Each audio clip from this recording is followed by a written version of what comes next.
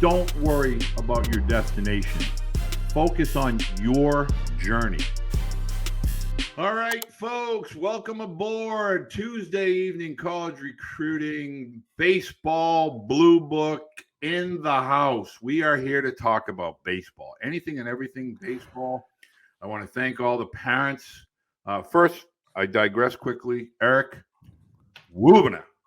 And Eric has a Yankee hat on. I don't know why he chose to go with the Yankees, but maybe he's an Aaron Judge fan and he's wishing like heck that Aaron Judge would re-sign with the Yankees. But every Tuesday, Eric, myself, Walter Beede, we're going to be here. It's going to be streamed on YouTube, Facebook, Twitter, Instagram, the whole 9 yards. Obviously, I just got in from a couple of meetings, so I'm not in my Sunday best, but obviously Eric is looking. He looks good. You look good, Walter. With your blue book, nice long sleeve, collared long sleeve shirt. There you go. But our purpose here is to answer questions. So at any time that you hear us say something tonight that you would like us to answer, we want to answer it. That's the whole point of us doing what we're doing. Thank you to the parents that went ahead and sent in some questions for Eric and I to discuss. And this is your process. I've lived it as a dad, as I've stated many times, lived it as a college coach, but the times are different. Today is much different than it used to be 10 years ago. And so Eric and I recognize that, and we want to provide you with access and information. Speaking of access, let's quickly digress to the baseball blue book really quickly. I'm gonna shoot this over to you, Eric. Okay. I had a question about the baseball blue book, and the question came in: why or what is the benefit for a student athlete to create a profile in the blue book? A lot of parents aren't familiar with the history of the blue book, so I'm hoping you can just take that initial question and kind of fill in the blank. Great question, especially with all the social media platforms out there. Exactly. You know, the question that comes up with everybody that I talk to is, well, I got a Twitter account, I've got a Facebook account, I'm posting things out there. Couple of things, and we love social media because social media is how we network, how we connect, and we use it all the time. The problem is, where do you keep all of your stuff? Right? There's two things that the baseball blue book does, and it comes from the history of the baseball blue book. We've been the most comprehensive directory since 1909. So coaches and scouts and major league departments have been relying on us to provide contacts and information. And Walter always says it's access. We've always been providing the access to the coaches for people for over 100 years. And so what the baseball blue book app has done, it really allows the players, your players, to build their own profile and have everything in one place. There's so many micro apps, the way I put it, out there, from Rapsodo to, there's tracker devices. There's all of this new technology, and everybody's got their own proprietary profile, so you can get your stat. We allow you to bring everything in one place. The coaches have a searchable and filterable way of finding things. A message to the coaches. I always ask them all the time, what, you use Twitter? And they said, absolutely. We're on it all day long. And the problem is you got to be on it at the right time when your player posts something, or it's very difficult to find it. So with what we do is we create filters and searches, and we take that data and we make it smart. And so it's easily accessible. It doesn't cost you anything. And you can start building your own profile. What we call is your resume, your baseball resume, from the very beginning all the way throughout your career. And that's really why you'd want to be in the baseball blue book. We always encourage everybody to post everything. One of the things Walter, I appreciate you doing this. One thing that we're going to be releasing here very soon is a link. It will be a dedicated link for your profile that you'll be able to put out on Twitter and Facebook. So when you click on that link, it'll direct to your profile in the baseball blue book. So great way of bringing everything into one place. Well, I think what's really important for parents to understand is the key word there was free. So I want to make sure that parents understand nothing to buy here, nothing, we're selling zero. Yep. And the questions are coming in, and then I want to kind of delve back into those. But remember, one of the things that Eric just alluded to, which I think is really important, I get asked a lot about videos and how to send them and what to send them. That's what we're going to be doing as a whole, is to allow you insight, what to put in the video, how much of it to put on the video, when to send the video, but more importantly, put it in your profile. A coach stumbles upon you and they're looking in Indiana for left-handed pitchers, and boom, there you are. And so that is what the platform is all about. It's 100% baseball, and it's 100% baseball all the time. Great point. And just for those that are wondering how the heck we make money, advertisers love this because guess what? They want to advertise to the people that want to buy their product.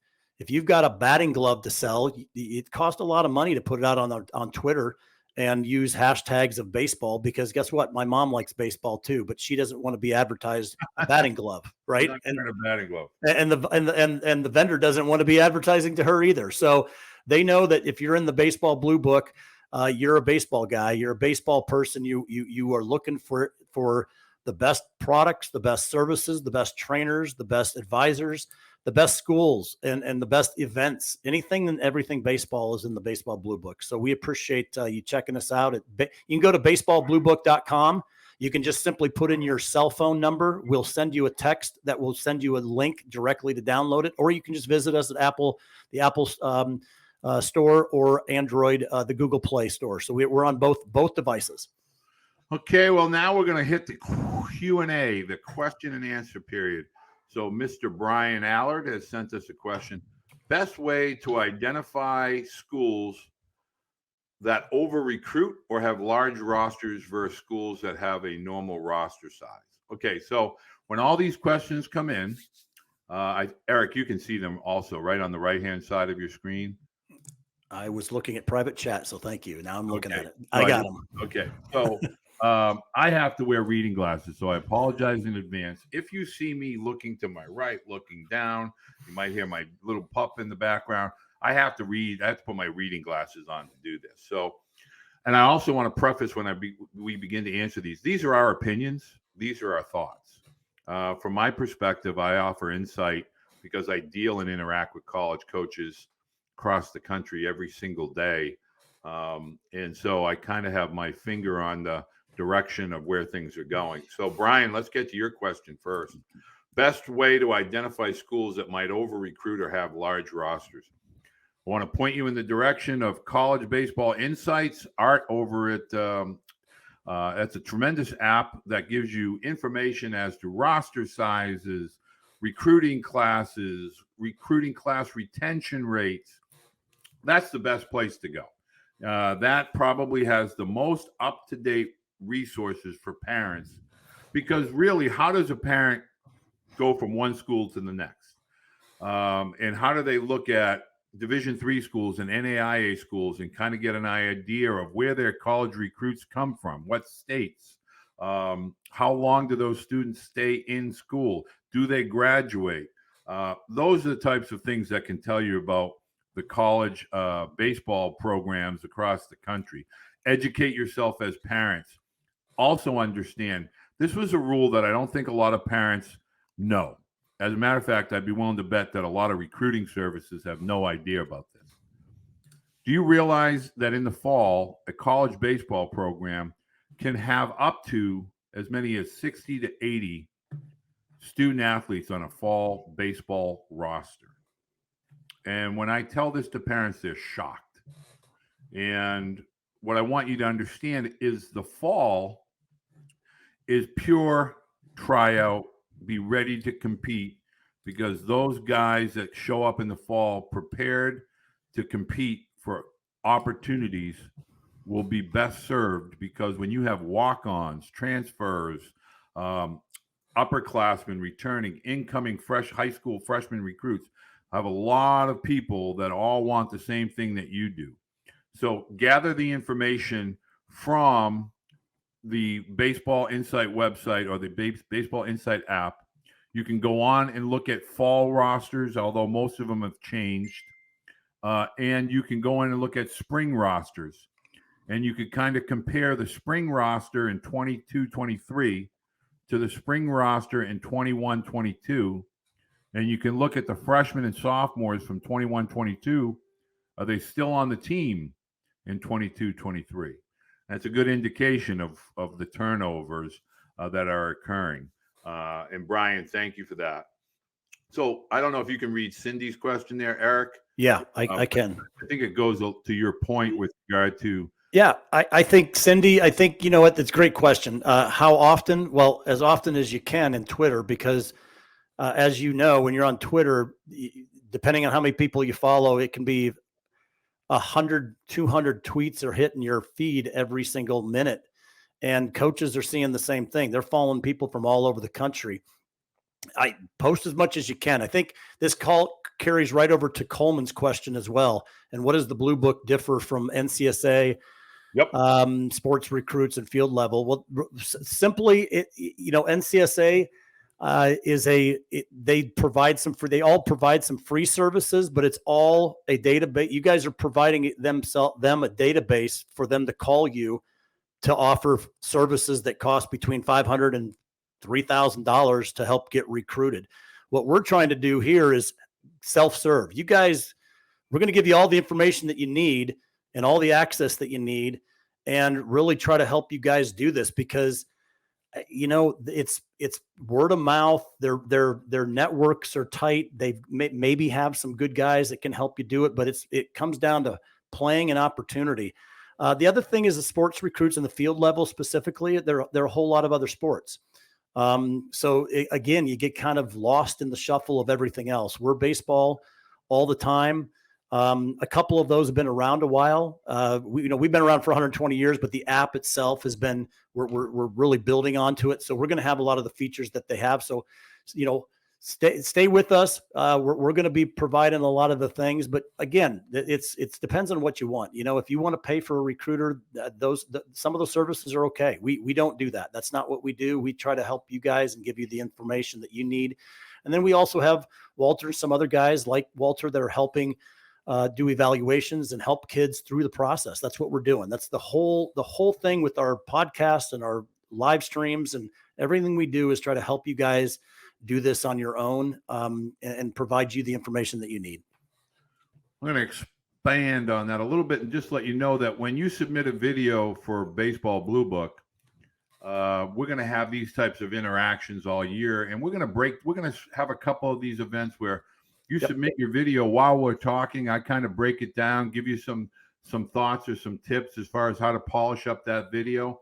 And then I'll kind of point you in the right direction as to what college coaches you might want to send that video off to. The whole thing that we're doing now is we're creating access from a college coach's perspective to student athletes, and student athletes and parents directly to the college coaches.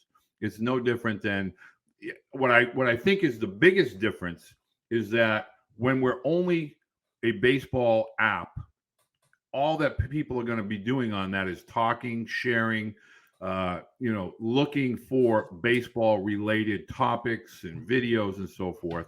Yep. We're going to try to match you up as best we can with regard to younger players, with whether it's travel organizations or college programs, et cetera. And so that's a big difference, in my opinion. Some of these companies charge you $2,500, as much as $7,500. We're going to do this for free. We're going to continue to do it for free for as long as we do it. And our number one goal is to provide information, education, and access for parents to be able to take the stress away from this entire process. Let's see, Brian. Hello, Boston, by the way. And I love Boston because I live in Boston. So Boston Allard, that name always sticks with me. Verbally commit. After player verbally commits, how does the interaction with coaches work? Example, a 2026 commits verbally, then what happens? Does the player talk to the coaches via the phone? How does that go? Good question. Well, this is a great question, and it's a question that's often very misunderstood. First of all, the only classes that a college coach can currently talk to today, meaning return a phone call, is the class of 2023 and the class of 2024. If you are a 2025, 2026, it hurts me to say class of 2027, a college coach cannot return a call, cannot return an email. There's standard forums. They can talk to you about camps, upcoming camps, etc., but there can be no active dialogue.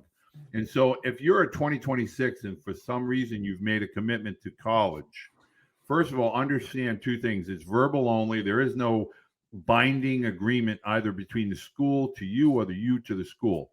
So in theory, it's all just a one good, hopeful, celebration in 4 years. There's really nothing concrete there. I can tell you a lot of things change in 4 years. College coaches change, rosters change.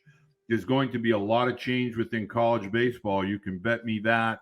I'll tell you right now, 2026, the world of college baseball will look vastly different at all levels by that time. And we'll go into that in future dates.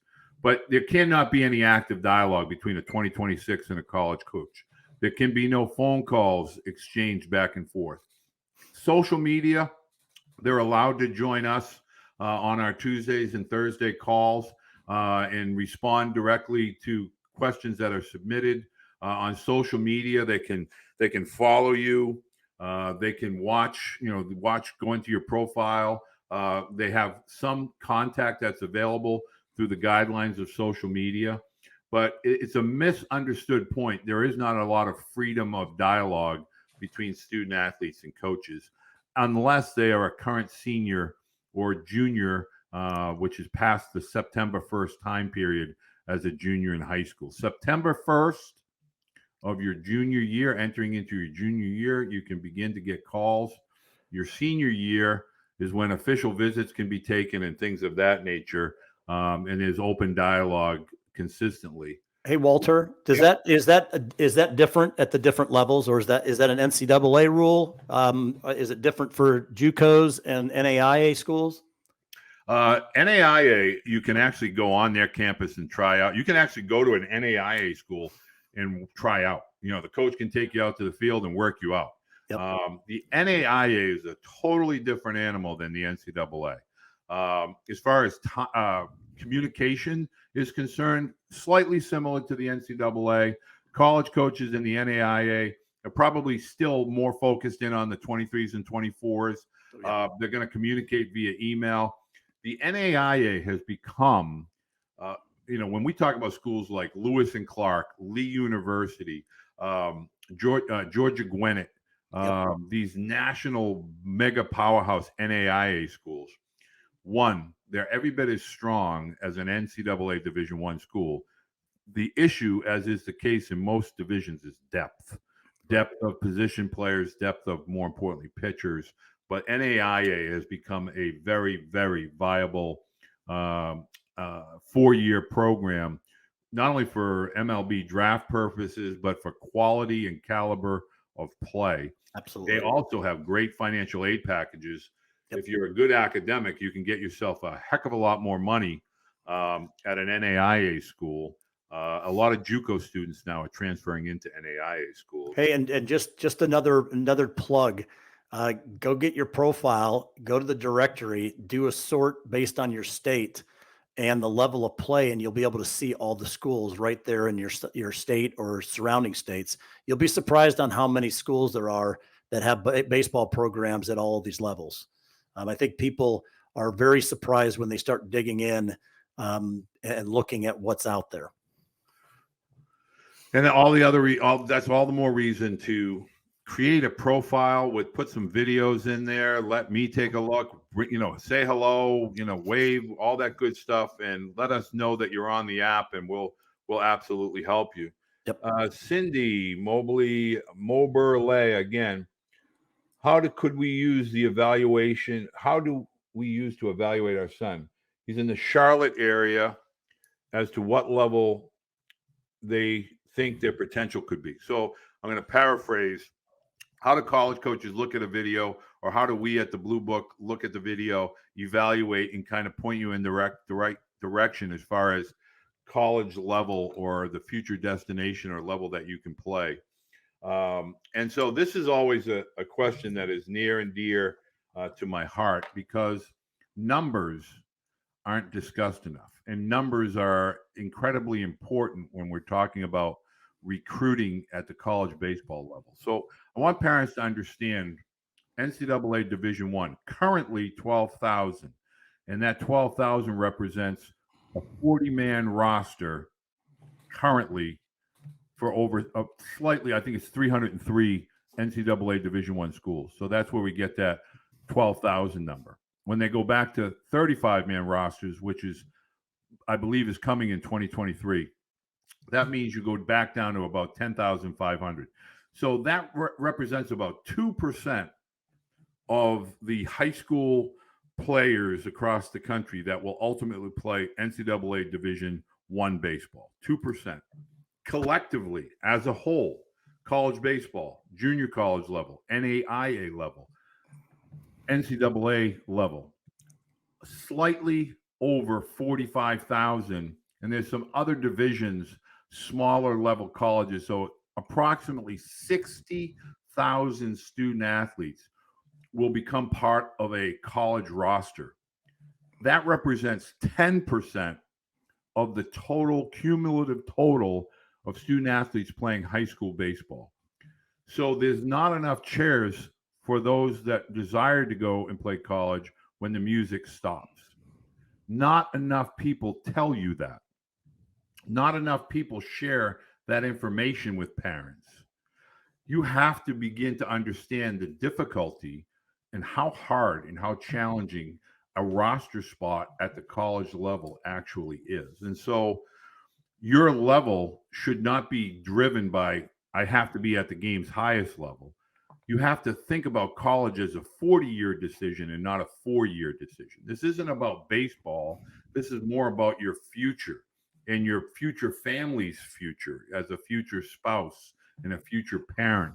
So if you're a college student athlete and we're considering college, and I know I sound like a broken record, but what type of city do you want to live in? Do you want to be in a major metropolitan city? Do you want to live in a rural kind of suburban area? Do you want a big school or a small school? Do you want to hunt and fish, or do you want to be in a very festive, aggressive, fast-paced world? Do you want to learn a specific area of academic interest? For instance, some schools may not have engineering. Some schools may not have medical, chemistry, biology, etc.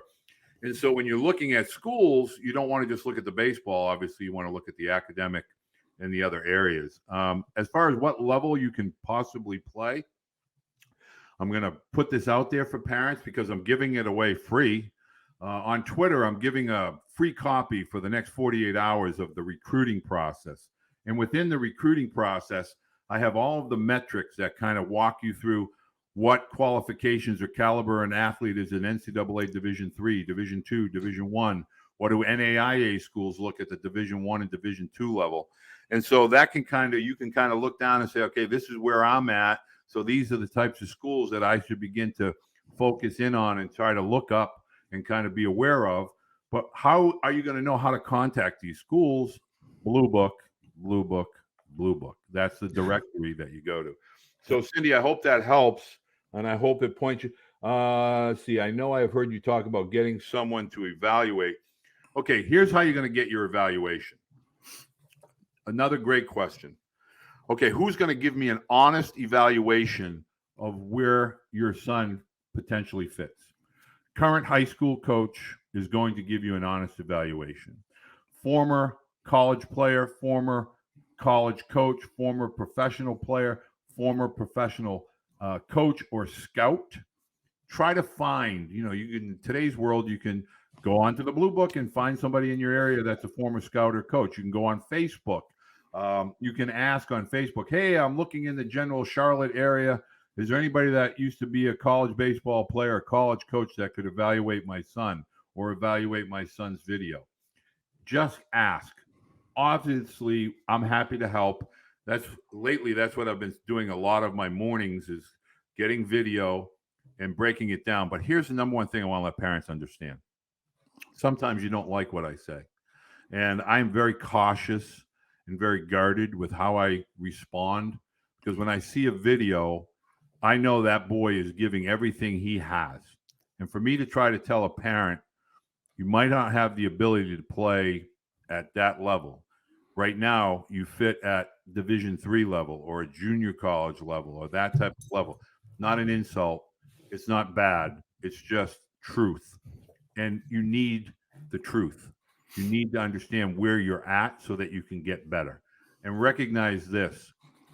I know, Eric, do you remember a guy by the name of Mike Piazza? Yep. Mets. I need to go grab my headset. Right. And worked out pretty well for, would you say Mike had a pretty good career? I think, yeah. And I think he was at you're going to tell us what school he went to, right? I'm going to tell you that he was a 62nd round Yeah. pick by the Los Angeles Dodgers as a favor to Tommy Lasorda. If you're a 62nd round draft pick, chances are no team thinks you're going to be a big leaguer, or B, a Hall of Famer. No way.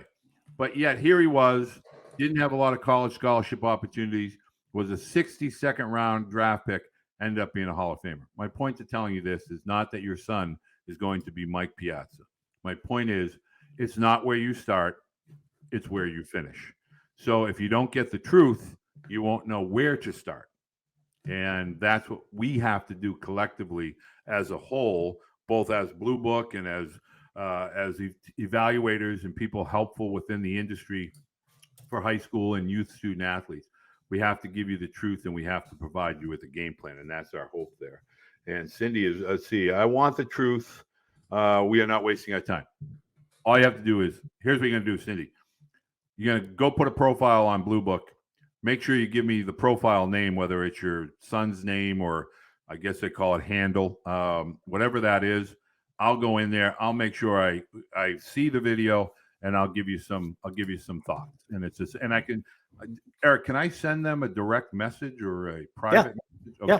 Yep. You guys, there's DM in there. Yep. Okay. So I will definitely send you a in confidence, direct message. So it's private, and I'm not certainly going to put it out there for the masses. Yep. By the way, just so everybody knows, Mike Piazza went to a JUCO as well, just so you guys know. What JUCO did he go to? Miami-Dade College. Oh, that was Tommy Lasorda's buddy too. So you know who that was at the time? I don't know if people know who Paul Maneri is, former Notre Dame and LSU coach. Yep. Well, Paul's father was the head coach at Miami-Dade, who was good friends with Tommy Lasorda, and Mike's dad was a car dealer in Pennsylvania, and they all knew each other because they are all what we call paisan. Let's see. So now I'm getting more great questions here that are coming in. So here's one that somebody wants me to answer. When you contact a college coach via email, what besides a video should you send to the college coach? So the answer to this question is I've seen lots of people create these forms with a boatload of information, and college coaches just want to literally, they go through thousands of emails. Yep. So here's my tip. We now live in a world where you can take a video from your phone. So instead of writing down, your GPA, where you live, what you're good at, what your major you want from me, how about making a 1 minute to 90-second video, personally introducing yourself to the college coach, letting them know why you feel their university is going to help you with regard to your future as far as academics, socially, culturally, how you feel you can help their program. Don't tell coaches what you've done or what your accomplishments have been. Great point. Tell college coaches what you hope to do to help their university, both in the classroom as far as in the town and in the community, but also how you're going to help their program become more successful. College coaches, they see you taking the time to send a personal video where you know their name, you've pronounced it correctly, members of the coaching staff. Here's a novel concept.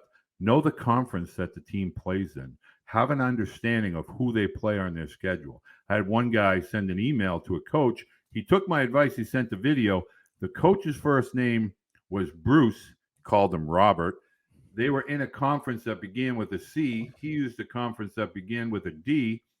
So the coach doesn't take you very seriously there. So that tip will get you more feedback and more responses by introducing yourself. Something like this. Hello, Coach Corbin. My name is Walter Beede, and I'm currently living in Salisbury, Massachusetts. I'm a member of the class of 2025. I've done a lot of homework with regard to Vanderbilt University in Nashville, Tennessee. I feel that the city of Nashville, as well as the university at Vanderbilt, is going to allow me to not only further my academic career and interests within the medical profession, as I hope to be a kinesiologist and a physical therapist. I also feel that the community of the West End of Nashville is conducive to areas of study. I recognize the art and the museums that are located within a mile of campus. I also feel that my skill sets fit the University of Vanderbilt with regard to being an infielder that can help bring Vanderbilt prominence and stature within the Southeastern Conference. My hope is that I am able to play a part and a role within leading a team back to Omaha and winning a national championship.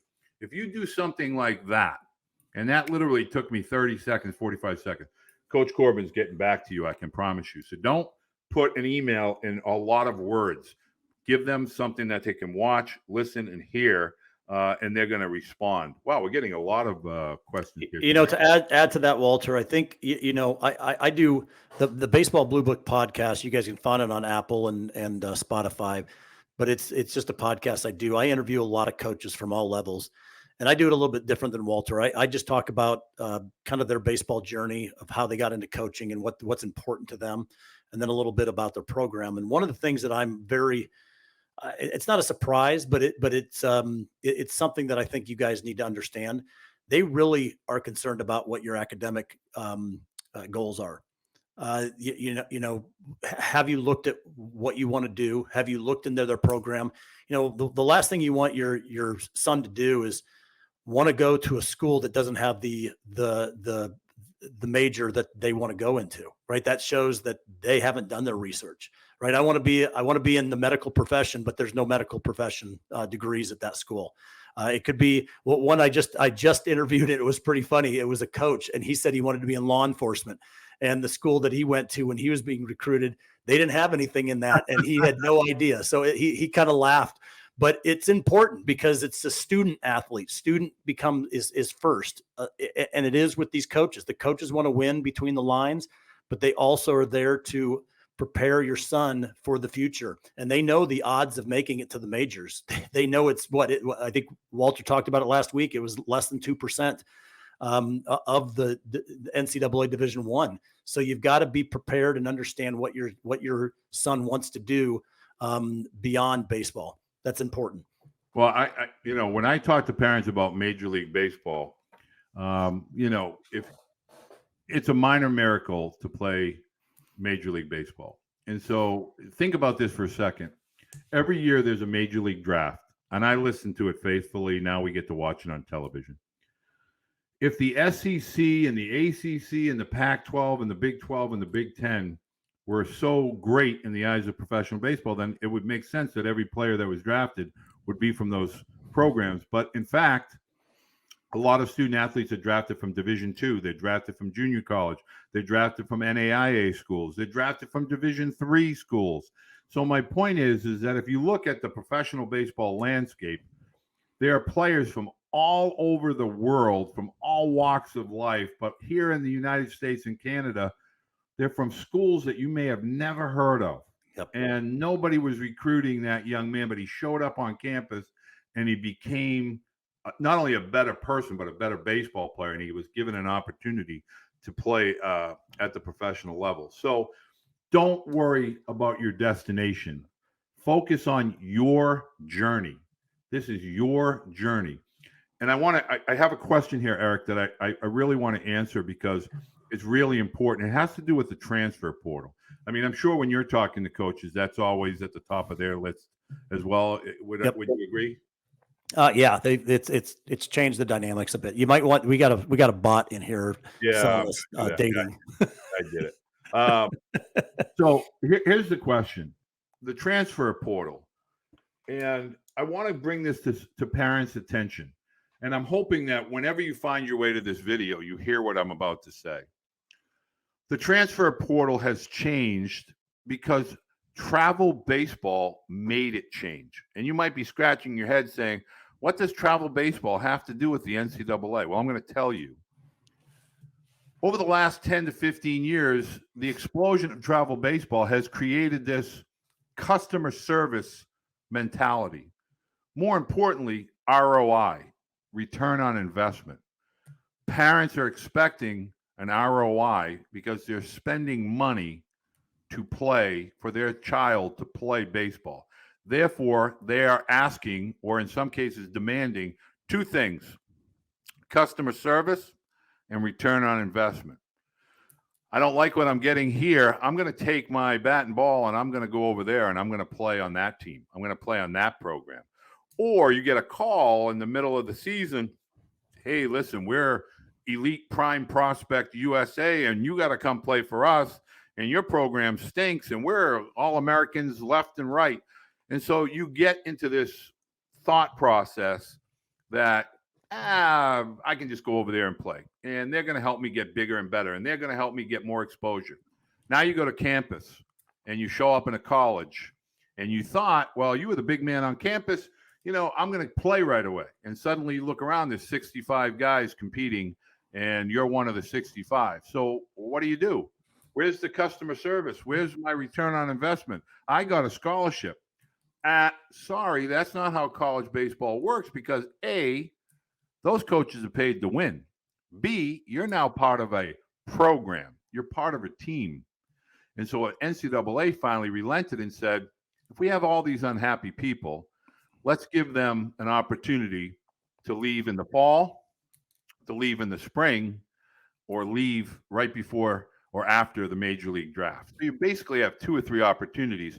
So now the travel ball mentality has made its way into the NCAA because the NCAA, as evidenced by the image and likeness, they don't want anybody to be upset. They want to give parents and student athletes all the options and flexibility that they allow their college coaches to do.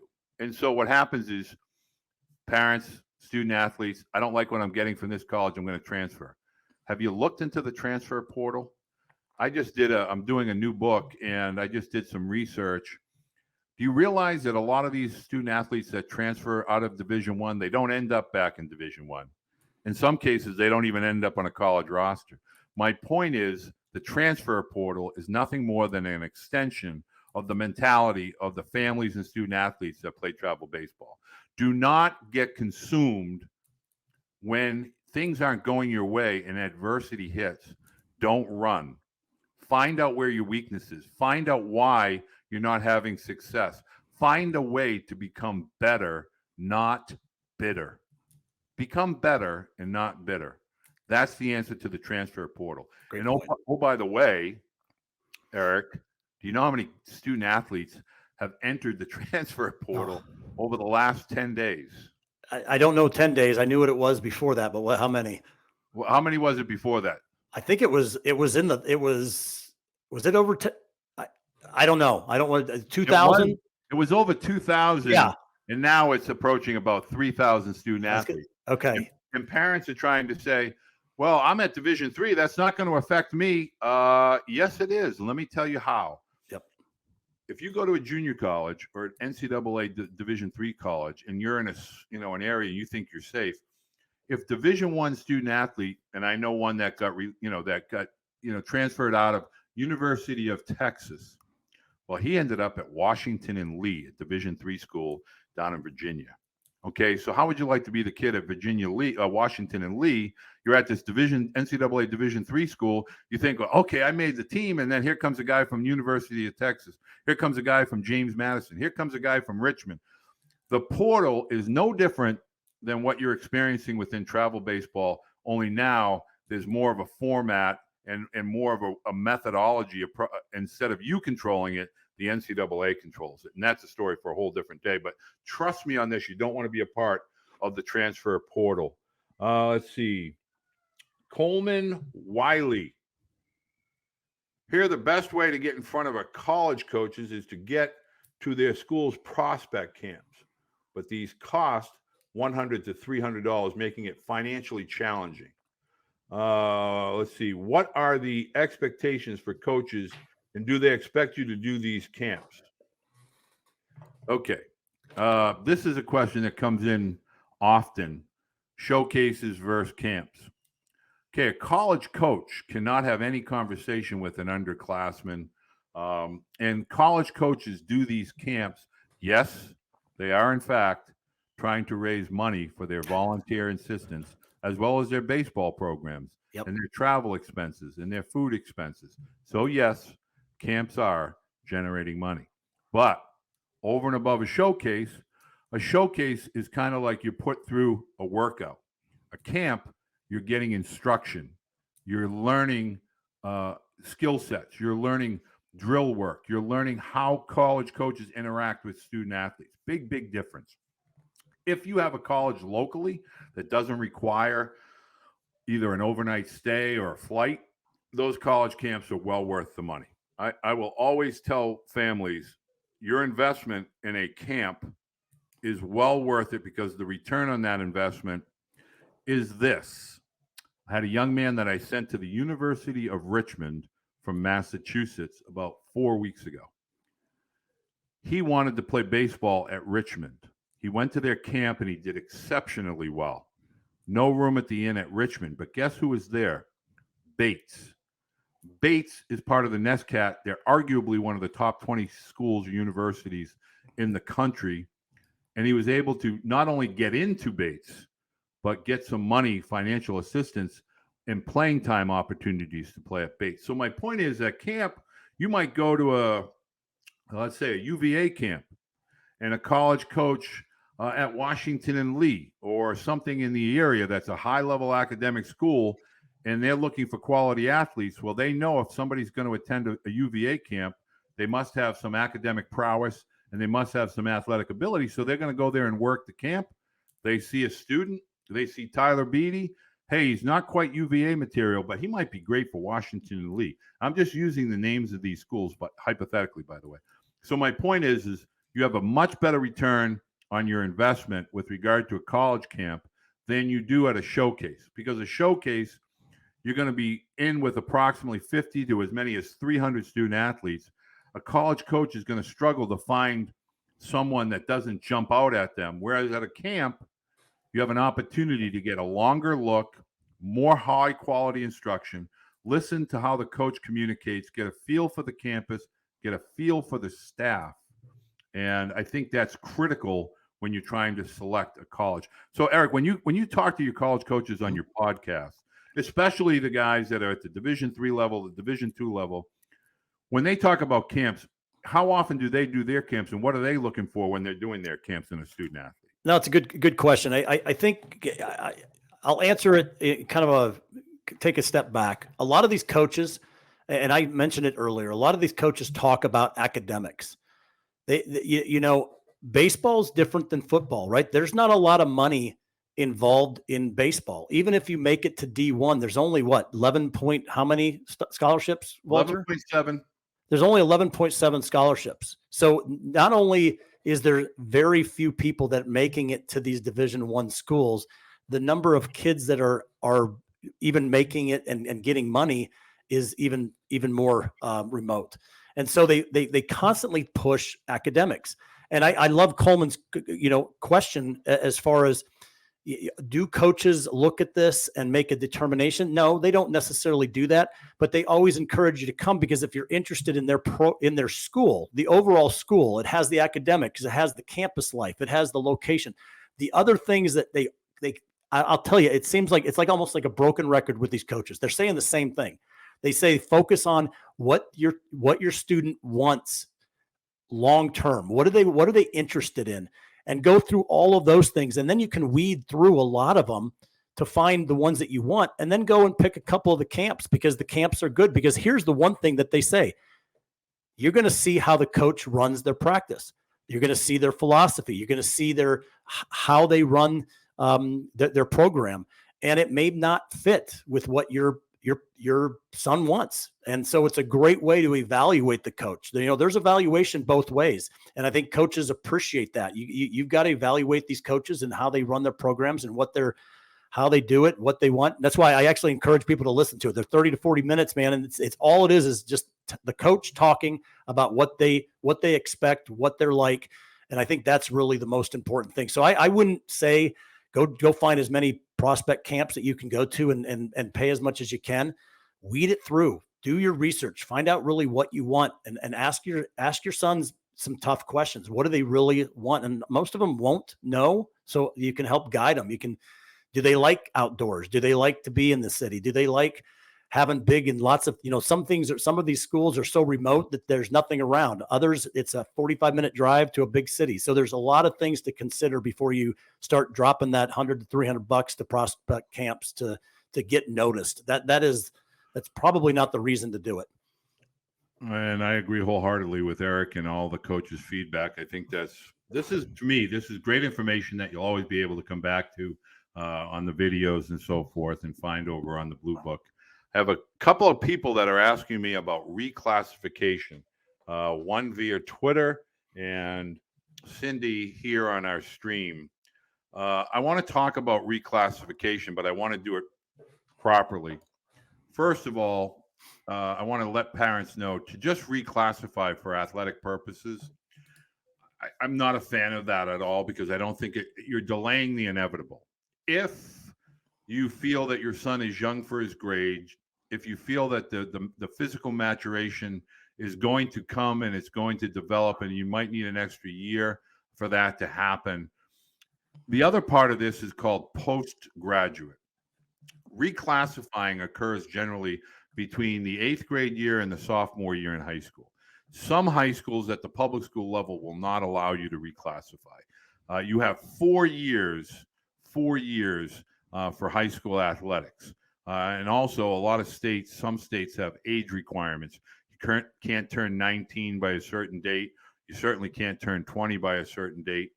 So reclassification, if you're doing it to delay the inevitable, not a good idea. If you're doing it because either there's an academic need, physical growth need, physical maturation because a student is young. Tyler, my youngest son, graduated high school. He was 17 years old. In hindsight, I wish I would have done a postgraduate year, or he wishes he would have done a postgraduate year. A lot of parents have a misunderstanding of what postgraduate school versus reclassification. So let me explain the two. Reclassification occurs while you're actually in school prior to your junior year of high school. You could be moving, you could be relocating to a different state. You could have an academic area where you need that extra year, or it's been suggested to you as a parent that your student athlete would benefit academically for an extra year. They used to call it holding student athletes back or students back. It doesn't really happen that much in today's world. But now let me turn towards the postgraduate. Postgraduate is two types of postgraduate schools. One is purely a baseball. We have skills or scouts with Roger Wilkinson. There's a Chattanooga. There's a Texas postgrad school. There's a great one out in Arizona. And those programs are postgraduate years, what we used to call gap years, where in between high school and the freshman year in college. And those are skill development orientated postgraduate schools. More baseball, less academics. I guess in some cases where you're looking to put on some size, some strength, which is what every single college coach is basically screaming at the top of the mountain. If you show up on our campus, you better be physically ready to compete because you're competing against men. So that's that type of postgraduate school. The other one that I tend to point parents and student athletes in this direction. I always tell parents, academic excellence is what you're chasing. It doesn't mean your son has to go to Harvard. It means that if your son is a B student, but with the help of baseball, he can go to a really high-end academic university or college, and because he's an athlete, they'll help him get admissions into that school. That's a tremendous trade-off and benefit.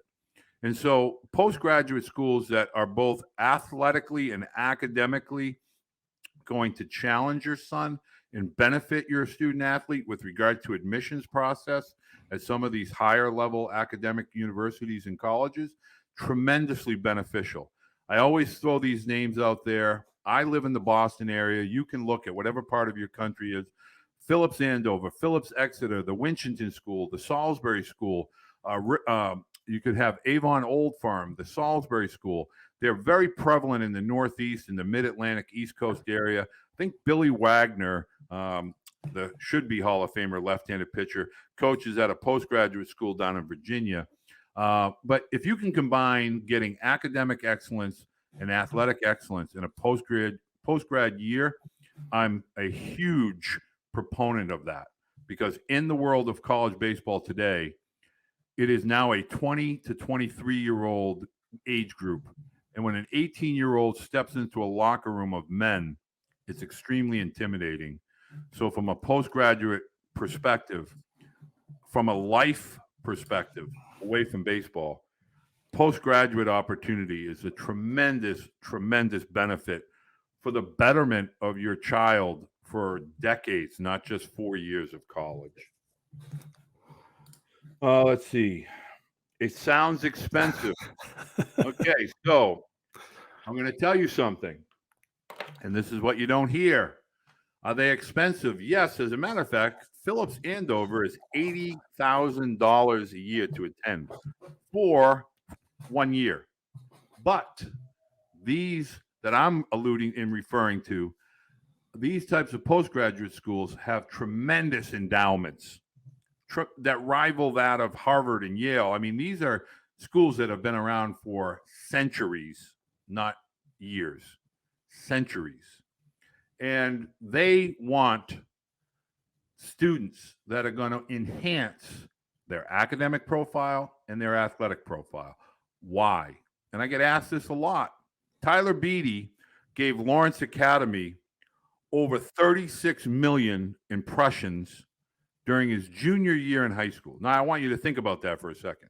If I'm a prep school or I'm a boarding school and I get 36 million impressions, somebody's looking at my school and creating an awareness.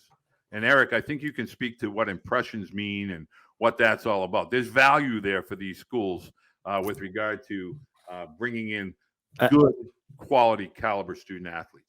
Absolutely. Yeah. And I think it actually goes back to the academic side, right? I mean, post-grad is all academics. These kids are finding what they want to do. They've got high GPAs. They've got a lot to offer.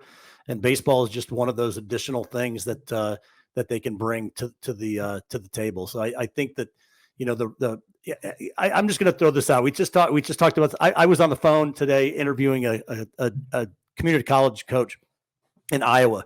It was Iowa Lakes Community College. He is from Puerto Rico, the head coach. He started his career in the majors. He's pitching coach, BP coach, dugout coach for the Cubs, the Phillies, number of these. He is a junior college coach with kids all over the country coming to his school. And Iowa Lakes cost about $1,500 a semester to go to.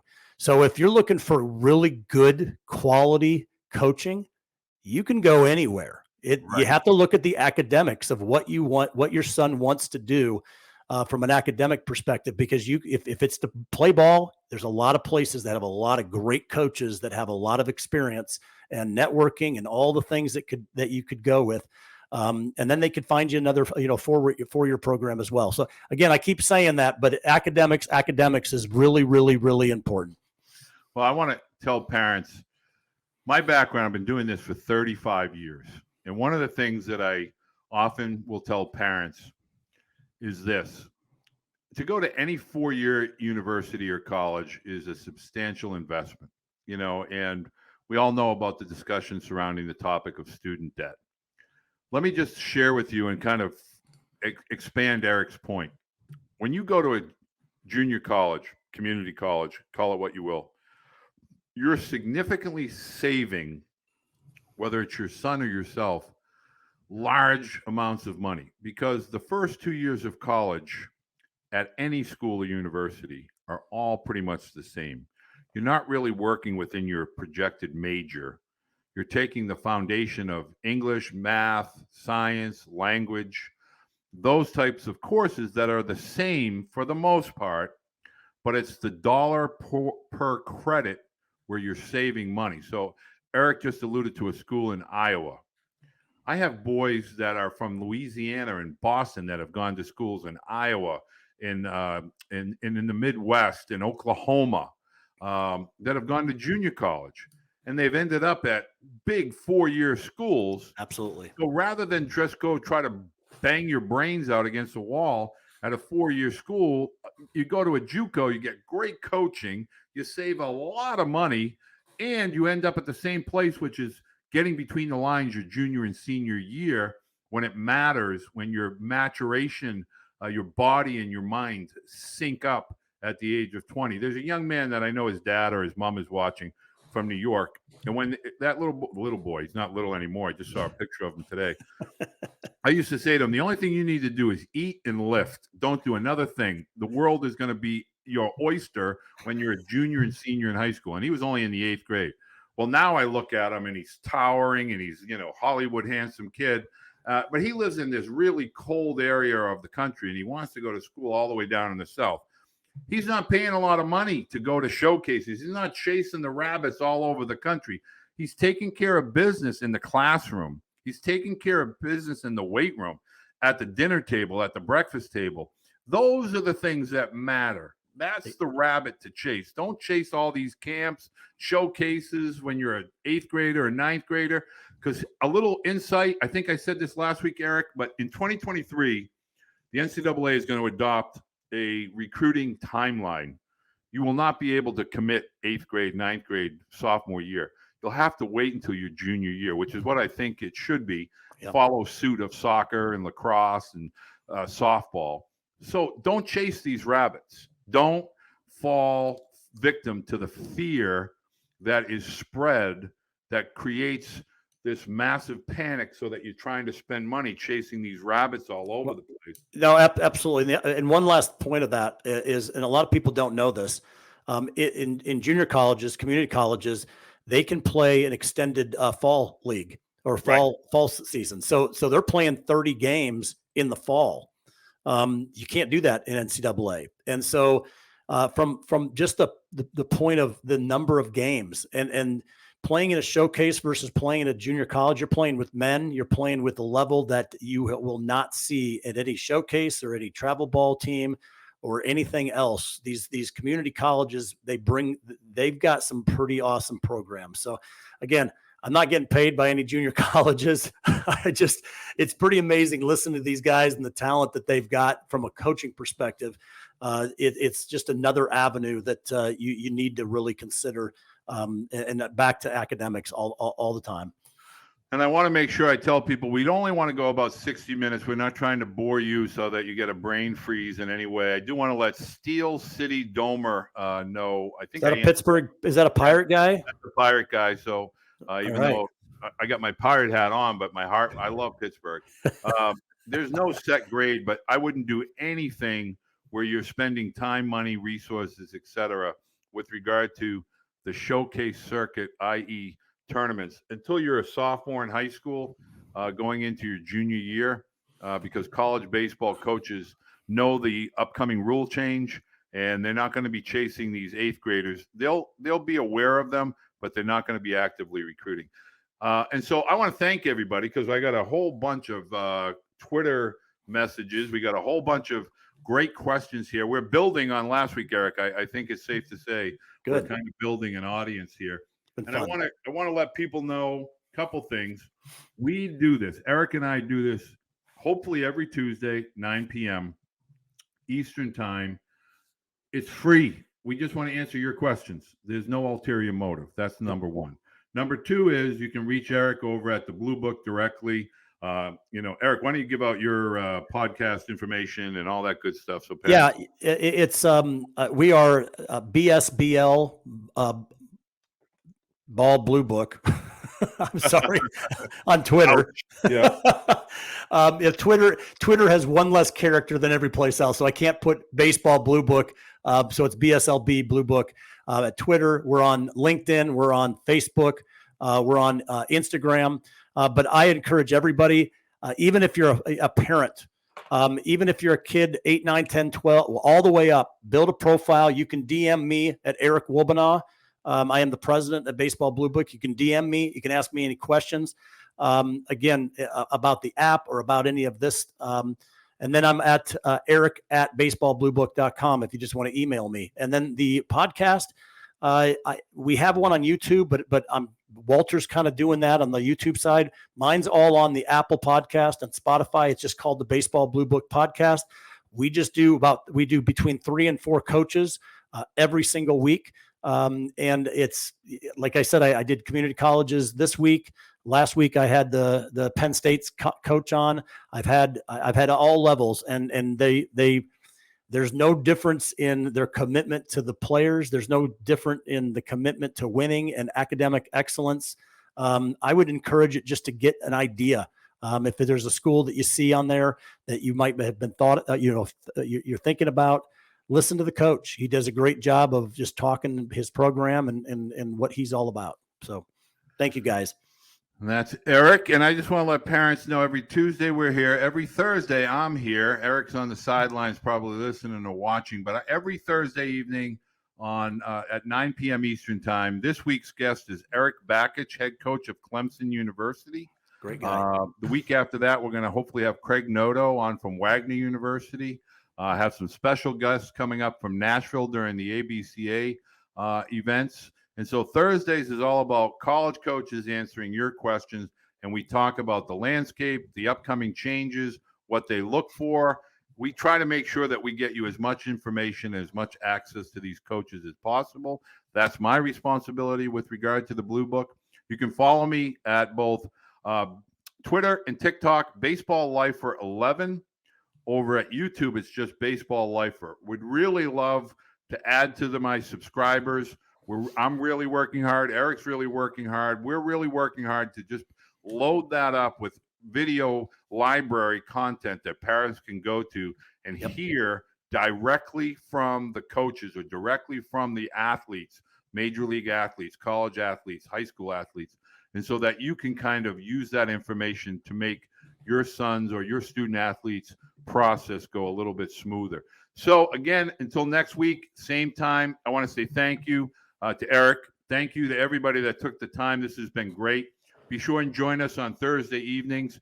This week again is Eric Bakich from Clemson. Thank you everybody tonight, and look forward to seeing everybody over at the channel on Thursday. Thanks Eric. Guys. Take care, Walter. Bye. You got it, bud.